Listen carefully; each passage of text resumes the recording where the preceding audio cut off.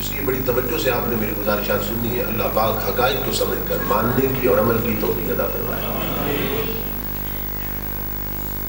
میں نے آپ حضرات کی خدمت میں قرآن حکیم کے جو الفاظ تلاوت کیے ان میں اللہ پاک نے اپنے محبوب کے توسل سے ہمیں یہ پیغام دیا ہے کہ جب اللہ کا فضل اور اس کی رحمت ملے تو چاہیے کہ خوشیاں منائیں. قل بفضل اللہ وبرحمتہ فبذلک فلیفرحوا. قل اے میرے حبیب آپ فرما دیں بفضل اللہ وبرحمتہ کہ اللہ کے فضل اور اس کی رحمت کے ملنے پر فلیفرحوا فبذلک فلیفرحوا چاہیے کہ خوشیاں منائیں. وہ خیر مما یجمعون اور ان کا یہ خوشی منانا اللہ کے فضل اور رحمت کے حصول پر یہ اس سے بہتر ہے جس کو وہ جمع کر رہے ہیں. بات کس کی ہے اور کرنا کس کے ساتھ جاتا ہے؟ اللہ کی ہے اور کہنا اپنے بندوں سے جاتا ہے. کلام خدا کا ہے اور پہنچانا بندوں تک جاتا ہے مگر وہ ذات ڈائریکٹ بندوں سے بات نہیں کرتی. کیا فرمایا؟ کل اے میرے بھائی آپ کہہ دیں. مولا خود نہیں کہہ سکتا تو بندے تیرے ڈائریکٹ بات کر اپنے بندوں سے. فرمایا ہم کہہ تو سکتے ہیں مگر یہ سن نہیں سکتے. کانوں کے لیے جس پاکیزگی کی ضرورت ہے ہماری بات سننے کے لیے وہ ان کے پاس نہیں ہے. فرمایا میرے حبیب بات میری ہے مگر پہنچا آپ نے. کلام میرا ہے مگر پہنچا آپ نے. قل اے میرے حبیب آپ میری بات میرے بندوں تک پہنچا دیں. اگر آپ اس پہ غور کریں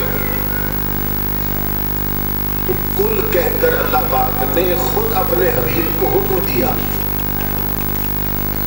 کہ اے میرے حبیب آپ میرے اور میرے بندوں کے درمیان وسیلہ بن جائیں. پھر اس میں وسیلے کا سفر کل کہہ کر اللہ پاک نے حکم دیا. کل میں حکم ہے اے میرے حبیب آپ کہہ دیں بات میری ہے مگر کہہ آپ دیں. جب حضور رب کی بات کہیں گے بندوں سے تو وسیلہ بن جائیں گے. اللہ اپنی بات محبوب کے وسیلے کے بغیر بندوں تک نہیں پہنچانا چاہتا. کل اے میرے حبیب آپ واسطہ اور وسیلہ بن جائیں.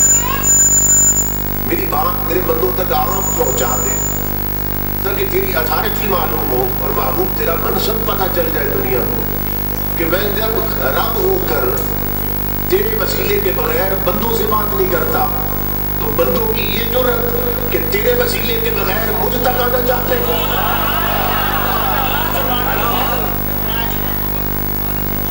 کہ میں قادر ہو کر اللہ قادر ہے کہ نہیں ہے؟ ان اللہ علی کل شیء قدیر.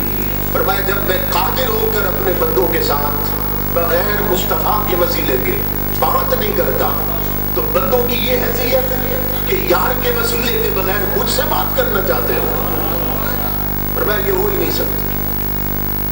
کل اے میرے حبیب وسیلہ آپ بن جائیں واسطہ آپ بن جائیں میرے اور میرے بندوں کے درمیان. اللہ اکبر. تو امام الانبیاء کے واسطے کے بغیر اللہ ہم سے بات ہی نہیں کرتا. تو ہمیں طریقہ کیا سمجھایا؟ فرمایا کہ جب رب نے اپنی بات بندوں تک پہنچانی ہو رب نے جب اپنی بات بندوں تک پہنچانی ہو تو مصطفیٰ کا وسیلہ پکڑتا ہے اور امت نے اگر اپنی بگڑی بنانی ہو تو یار کا وسیلہ پکڑتا ہے.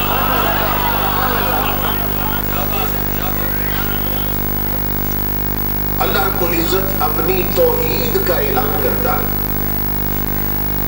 سب سے بڑھ کر جس صورت میں اس نے اپنی توحید کا ذکر کیا کون سی ہے؟ سورہ اخلاص.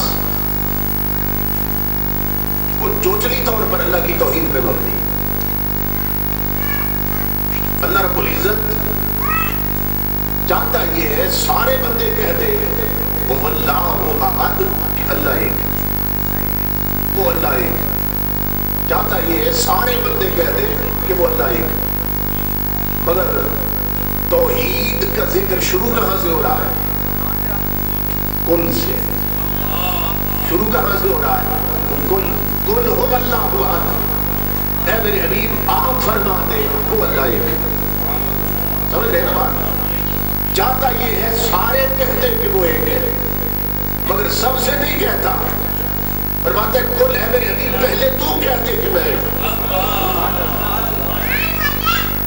کل ہے میرے حبیب آپ کہتے وہ اللہ ایک ہے. آپ کہتے وہ اللہ ایک ہے. تو یہ جو ہے نا هو اللہ احد هو اللہ احد اللہ الصمد لم یلد ولم یولد ولم یکن له کفوا احد، یہ سارا توحید ہے. یہ سارا کیا ہے؟ یہ مضمون توحید ہے اور کل مضمون رسالت ہے. اللہ نے اپنی توحید کی بات بعد میں کی، یار کی رسالت کی بات پہلے کی. کل ہے میرے حبیب آپ فرما دے وہ اللہ ایک. اچھا ہوا کا معنی کیا ہے؟ هو اللہ احد وہ اللہ ایک. توجہ طلب بات، اس کا کیا معنی ہے؟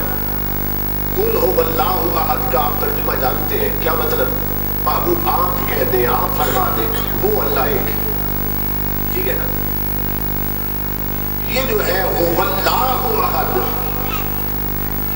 اگر کل ہٹا دیا جائے تو یہ اللہ کہہ سکتا ہے؟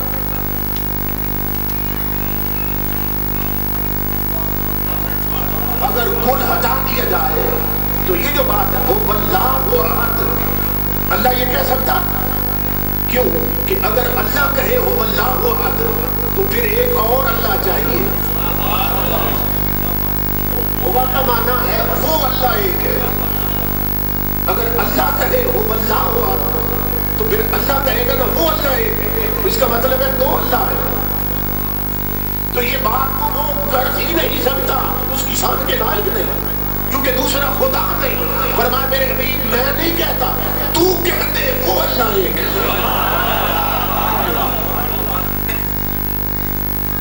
کہ تو کہہ سکتا ہے میرے حبیب وہ اللہ ایک ہے. اللہ اللہ رب العزت نے اپنی توحید کے ذکر کے لیے بھی واسطہ محبوب کو بنایا. فرمایا میں چاہتا ہوں سارے مجھے مانے، سارے کہتے کہ میں ایک ہوں مگر ہے میرے حبیب خود میری طلب ہے مجھے مانا جائے تو تجھ کے سن سن کے مانا جائے. اے میرے حبیب میری طلب ہے مجھے مانا جائے تو تیرے واسطے سے مانا جائے، تیرے وسیلے سے مانا جائے. کیونکہ اللہ رب العزت کوئی شے محبوب کے واسطے کے بغیر دیتا ہی نہیں، عطا ہی نہیں کرتا. ایک جگہ پہ حضور کے احسان ہونے کا ذکر کیا اور فرمایا لقد من اللہ علی المؤمنین اذ بعث فیہم رسولا. اللہ نے مومنوں پر احسان کیا کہ محبوب اپنا تھا اور عطا انہیں کر دیا، اپنا رسول انہیں دے دیا. فرمایا یہ میرا احسان ہے. دنیا ہر شے دیتی ہے، یار کوئی نہیں دیتا. بندے جان دیتے ہیں، محبوب نہیں دیتے. فرمایا میں اتنا قریب ہوں محبوب کی امتوں پر، میں نے تمہیں اپنا یار دے دیا. یہ میرا احسان ہے.